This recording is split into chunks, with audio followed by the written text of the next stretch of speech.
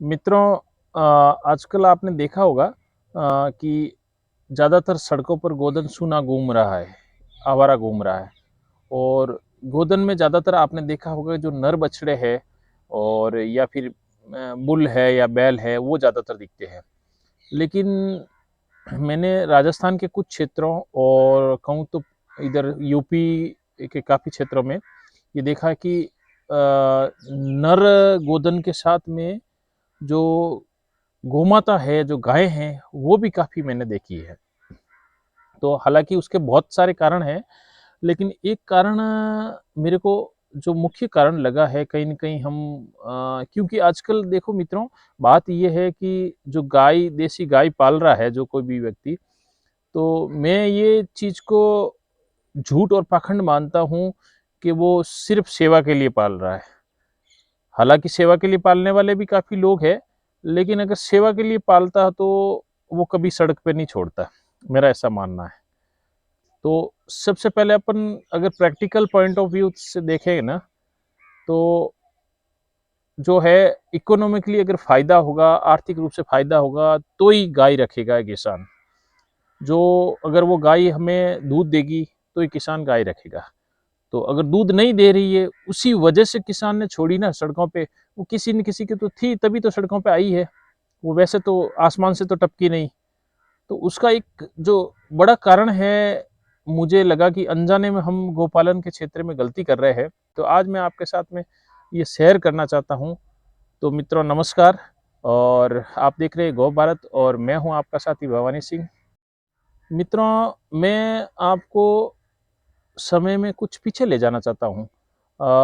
यानी कि आज से 25-30 साल पहले की बात बताना चाहता हूँ, जब मैंने अपने बचपन में देखा था। जो आज के समय में जो किसान कहीं पे भी हिंदुस्तान के किसी भी क्षेत्र में अगर आप देखेंगे, तो तो किसान ज़्यादातर अब कुछ आलसी कहे, कुछ जागरूकता की कमी कहे, या काफ़ी कारण भी है। तो ज़्यादातर क्या है कि किसान रेडीमेड जो कैटल फीड है, जो बाटा है, वो उपयोग में लेने लगे हैं। और सबसे बड़ा कारण ही यही मानता हूँ मैं। मित्रों, इसका सबसे बड़ा कारण मानने का भी जो मेरा अनुभव है, मैंने देखा है कि बाज़ार में चाहे कोई भी नाम से, कोई भी ब्रांड से जितने भी कैटल फीड है, सब के सब अगर मैं कहूँ तो कहीं न कहीं चाहे कोई कम है, कोई ज़्यादा है, लेकिन वो मानकों से परे है। हालाँकि गवर्नमेंट में अलग-अलग स्टेट में मानक बना रखे हैं, जो स्टैंडर्ड्स है कैटल फीड के लिए वो है ज़रूर। लेकिन ऐसी जो कैटल फीड की कंपनीज़ है, उनके ऊपर कोई कंट्रोल नहीं, कोई नियंत्रण नहीं है, प्रैक्टिकल में। कहने का तो हो सकता है, लेकिन प्रैक्टिकल में ऐसा नियंत्रण ये आप भी जानते हैं और सबको पता है। तो क्या होता क्या है कि हर कोई अपने कैटल फीड को लेके आज दावा करता है कि हमारे जो पशु आहार में है, ये इतना वो फला प्रोटीन है, वो है, इस प्रकार से प्रोसेस किया हुआ है और ये मिनरल मिक्सचर मिक्स्ड है, ये है। तो मित्रों, आज का एक सबसे बड़ा कारण ये है कि जो कैटल फीड में है, वो यूरिया की मात्रा बहुत ही ज़्यादा है और एक मोलासेस मिलाया जाता है, जो शुगर का बाई प्रोडक्ट है। मतलब एक प्रकार के मिठास मान लो। गुड़ तो मैं इसलिए नहीं कहूँगा कि गुड़ एक अलग प्रोडक्ट होता है, लेकिन मोलासेस है जो एक वेस्टेज टाइप निकलता है, जो शुगर इंडस्ट्री में है। तो उसकी वजह से क्या है कि जो आपका पशु है, चाहे गाय हो, चाहे भैंस है, तो वो एक चर अच्छी करता है, चरता है, क्योंकि उसका एक टेस्ट डेवलप हो जाता है। और यूरिया की वजह से मित्रों, उसमें क्या होता है कि दूध की मात्रा में निस्संदेह वृद्धि होती है। ये मेरा खुद का अनुभव है। लेकिन बदले में आपको क्या मिल रहा है? आपको साइड इफ़ेक्ट वो बहुत ही भयंकर है। आज हमारा गोधन है, गोधन ही नहीं, आप चाहे भैंस भी देखें, अब पंजाब हरियाणा में देखें, वहाँ तो वैसे भी धरती में यूरिया की मात्रा बहुत ज़्यादा किसानों ने पहले से, काफ़ी पहले से यूज़ ले रहे हैं, लेकिन राजस्थान में अब लेने लगे हैं, उतना नहीं है। तो चारा तो फिर भी थोड़ा शुद्ध रूप में मिल जाता है, लेकिन जो कैटल फीड है उसको हम यूरिया ज़्यादा दे रहे हैं अपने गोधन को, और उसकी वजह से गोधन क्या बांझ हो रहा है।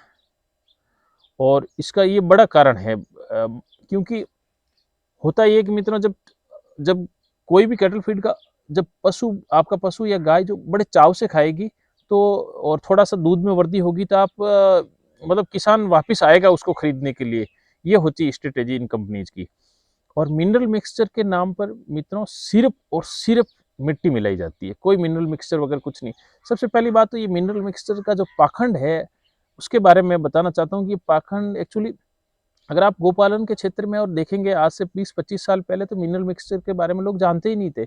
हमें ये पता होता था कि हमारी जो फला-फला खेत का है चारा वो अच्छा होता था, सजेवा चारा है और इस क्षेत्र का अजेवा चारा है, यानी गाय कम खाती है, उसका दूध कम होता है।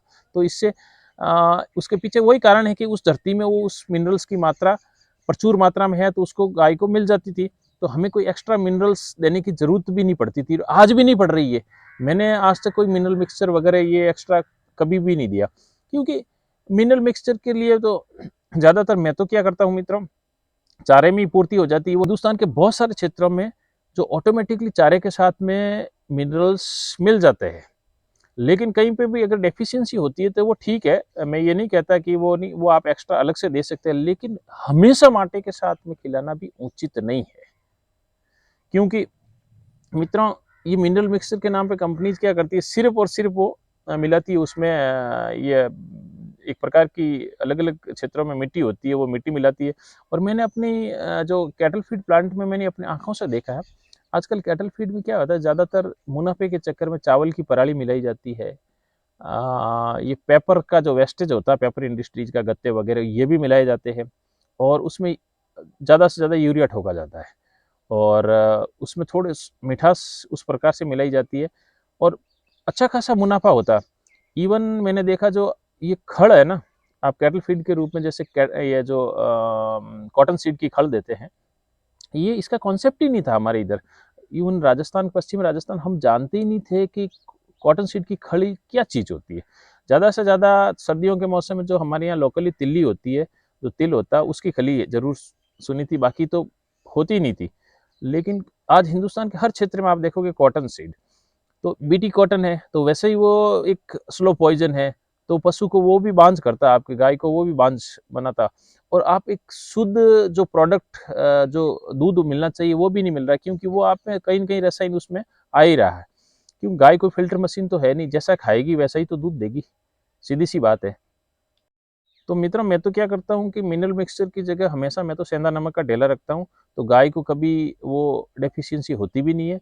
और दूसरी बात ये है कि चारा ही हमारे क्षेत्र में इस प्रकार से है कि मिनरल्स की कमी होती ही नहीं है, लेकिन कई क्षेत्रों में हो सकती है। तो उसके लिए आप तो सेंधा नमक लें, जो आपको सस्ता भी पड़ता है और आपकी गाय को खाया-पिया अंग भी लगता है। और दूसरा जो है, अगर जैसे कैल्शियम की कमी होती है दूध देने वाली गायों के ये शरीर में, ये नेचुरल होता है। तो कैल्शियम की उस पूर्ति को करने के लिए आप कैल्शियम जो चूने का जो ट्रीटेड किया हुआ पानी है, वो पिलाने के लिए हमेशा दें। तो मुझे नहीं लगता कि आज तक आपको कोई कमी, क्योंकि मैंने तो मुझे तो आज तक एक्स्ट्रा कैल्शियम जो बाज़ार से जैसे कई लोग लेके आते हैं, बड़े-बड़े कंटेनर ये जो 10-20 लीटर के लाके, और वो महँगे भी आते हैं और थोड़ा बहुत दूध की मात्रा में वृद्धि होती है, लेकिन अगर आप कंपैरिज़न करेंगे तो इकोनॉमिकली आपको लिए वो घाटे का सौदा ही है। तो उससे कोई बेनिफिट भी नहीं मिलना, ना गाय को और ना आपको। गोमाता के लिए मित्रों अगर नेचुरल रूप से कैल्शियम कैसे बनाते हैं, जो चूने का पानी है वो कैसे बनाते हैं, उसके ऊपर मैंने 2-3 वीडियो बना रखे हैं, प्लेलिस्ट में भी आप चैनल के जाके देख सकते हैं। कैल्शियम मेकिंग में है और मैं लिंक भी डिस्क्रिप्शन में डाल दूँगा, आप देख लीजिएगा। तो उस वजह से क्या होता है कि इन जो हमने खान-पान की आदतों में और कैटल फीड जो रेडीमेड देना शुरू किया, उसकी वजह से गायें हो रही बांझ। जैसे ज़्यादातर लोग मैंने देखा है कि कई राजस्थान या गुजरात से ले जाते, गिर ले जाते हैं, थारपारकर ले जाते, कांकरेज ले जाते, फिर सीमन, क्योंकि उनके वहाँ बुल नहीं होता तो सीमन, ज़्यादातर सीमन ही यूज़ करते हैं। तो सीमन में पहले मैंने देखा था, आज से 10-15 वर्ष पहले जब सीमन नया-नया आता था तो काफ़ी गायों के कंसीव होने के चांसेज़ काफ़ी हाई रहते थे। वो सिर्फ कई बार डॉक्टर की गलती से या कई बार पशुपालक की गलती से भी, कि जब उसको प्रॉपर हीट पीरियड का पता नहीं होता, उस वजह से थोड़ा मिस्टेक हो जाती थी, लेकिन लगभग सक्सेस होता था। लेकिन आजकल तो सीमन तो बिल्कुल सक्सेस रेट तो बहुत ही गिर गई है। और इवन कहूँ तो मैंने ऐसी भी गायें देखी है मित्रों, जो बुल से भी कंसीव नहीं हो रही। 1-1 बार, 2-2 बार, 3-3 बार, 5-5 बार भी मैंने देखी है जो कंसीव नहीं हो रही। तो फिर ऐसे में क्या करता है कि पशुपालक, अगर 5 बार अगर आपकी गाय रिपीट हो रही है या 2-3 बार भी हो रही है, तो आपके कम से कम 3-4 महीने वैसे भी खराब चले जाते हैं, और फिर ड्राई पीरियड के अलावा भी वो गाय को पशुपालक या किसान चारा खिलाना नहीं चाहता। ऐसी सिचुएशन में क्या करता है कि गाय फिर वो रोडों पे ही आती है। जैसे हमारे क्षेत्र में राजस्थान में काफ़ी गौशालाएँ हैं, लेकिन गौशालाओं में भी क्या है कि ओवर क्राउडेड है, हालत वहाँ पे भी खराब है। हर जगह अच्छी हालत नहीं है, कुछ जगह अच्छी हो सकती है, लेकिन हर जगह अच्छी हालत नहीं है। और दूसरी बात ये होती है कि फिर आखिर में अल्टीमेटली वो सड़क पे आती है, और सड़क पे आने पर फिर क्या होता है कि वो भूखों मरती हुई इधर-उधर किसान के खेतों में भी घुसती है। कि वो सीधी-सी नेचुरली बात है, अगर हमें भी भूख लगेगी तो हम कहीं न कहीं खाना ढूँढेंगे। तो वो खाने के लिए फिर वो अपने हिसाब से वो घुसती है, और किसान उस चीज़ को फिर सहन करता नहीं, क्यों नुकसान उसका होता है। और फिर हम जाने अनजाने में क्या करते हैं, उसका गौ माता का और उन नस्लों का बिगाड़ ही कर रहे हैं। तो मित्रों, आप भली गाय 1 या 2 पालें, मेरे हिसाब से पारिवारिक गोपालन आज की तारीख में फ़ायदेमंद है, और व्यावसायिक गोपालन न तो भाव मिलते हैं, और ये घाटे का सौदा ही है। ये मेरा खुद का अनुभव मैं आपको बता रहा हूँ। तो आप सबसे पहले जो कैटल फीड है, वो चेंज कीजिए। तो कैटल फीड जो हमारे पुराने समय में जो आपके हो सकता है अलग-अलग क्षेत्र में अलग-अलग आपके पूर्वज क्या देते थे, उस चीज़ को आप रिसर्च कीजिए अपने लेवल पे। जैसे मेरे क्षेत्र की मैं बता रहा हूँ, तो सेंधा नमक का डेला और चूने का पानी तो साथ चलता ही था, और इसके अलावा कैटल फीड में हमारे यहाँ जौ, जो जिसको इंग्लिश में बारले कहते हैं, जौ का दलिया, और साथ में ठीक है सर्दी है तो गुड़ भी दे देते थे, तेल भी दे देते थे, ये चलता था। और या फिर तिल की खड़ है, वो सर्दियों के मौसम, क्योंकि तिल की तासीर गर्म होती है वो। बाकी अगर 12 ही महीने अगर कहूँ दूध दे रही है तो जौ का दलिया, गेहूँ का दलिया भी देते थे। और सर्दियों के मौसम में हमारी इधर बाजरी होती है तो बाजरी का भी उसमें दलिया मिक्स कर देते थे। मतलब बाजरी की तासीर गर्म होती है, उस वजह से वो सिर्फ सर्दियों में ही दी जाती थी। लेकिन अगर 12 ही महीने आप जौ और गेहूँ, हालाँकि जौ और गेहूँ से दूध नहीं बढ़ता, जितना कि कंपेयर जो यूरिया ट्रीटेड कैटल फीड जो पैलेट्स आते हैं उनसे बढ़ता है, उतना दूध नहीं है। लेकिन कम से कम आपको एक रसायन मुक्त दूध तो मिलेगा, और आपकी गाय स्वस्थ रहेगी, तो वो नेक्स्ट ब्यात के लिए भी तैयार रहेगी, और जल्दी कंसीव भी मतलब एक ही बार बुल से अगर क्रॉस होती है तो वो कंसीव कर लेगी और प्रेग्नेंट हो जाएगी। और मैंने 17-18 ब्यात की भी गाय देखी है, देसी गाय। लेकिन आज हालत ये हो गई है कि 3 या 4 ब्यात के बाद में गायें प्रेग्नेंट ही नहीं हो पा रही है। और ऐसी सिचुएशन में ज़्यादातर लोग मुझे भी कई बार पूछते हैं कि हमें तो दूसरी ब्यात की गाय चाहिए, या फर्स्ट लैक्टेशन की वाली चाहिए। वो तीसरी या चौथी या पांचवी लैक्टेशन की लेने को इसलिए तैयार नहीं होते कि क्योंकि उन्होंने ज़्यादातर ये सड़क पे घूमती हुई देखी है कि उसके बाद में गाय खराब हो जाती है। खराब यानी कि वो फिर ना तो दूध देने के काबिल रहती है, क्योंकि उसका शरीर, उसका जो अंदर का सिस्टम है वो डैमेज हो जाता है इन केमिकल्स की वजह से। और जो आप दूध तो ठीक है कुछ मात्रा आप बढ़ा के ले रहे हो, लेकिन क्या मतलब उस वैसे दूध का भी फिर आप कैंसर के रूप में और नाना प्रकार की बीमारियां आपको लगती है, या जो भी इसको पीने वाला है, तो मेरे हिसाब से उसका कोई मतलब नहीं है। मैं खुद इसको काफ़ी सालों से आजमा रहा हूँ, और दूध प्रोडक्शन मेरा कम है, लेकिन दूध अच्छा मिल रहा है। पहले मैं कमर्शियल लेवल पे बेचता था, लेकिन आजकल सिर्फ परिवार के लिए है, तो मुझे वो नफ़ा नुकसान वाला वो मैं देखता भी नहीं हूँ। और गाय की नस्ल बची रहेगी तो अच्छा रहेगा, और सड़कों पे भी नहीं घूमेगी, और हम वास्तव में उसको गौ माता का एक दर्जा मिलना चाहिए, वो हम मन से दे पाएंगे। लेकिन ये सीधी सी बात है, आज का युग आर्थिक युग है, आर्थिक युग में अगर हमें फ़ायदा नहीं हो गया तो हम नहीं रखेंगे, ये चीज़ होती है। हर कोई ये सोचता है, आप चाहे माने न माने, सच्चाई यही है। तो मित्रों, आपके क्षेत्र में क्या हालात है? अगर आपको कोई ऐसा अनुभव है कि इस वजह से, बांझपन की वजह से गायें सड़कों पे घूम रही है, सूनी घूम रही है, तो कमेंट बॉक्स में कमेंट करके मुझे ज़रूर बताइए क्या-क्या कारण हैं।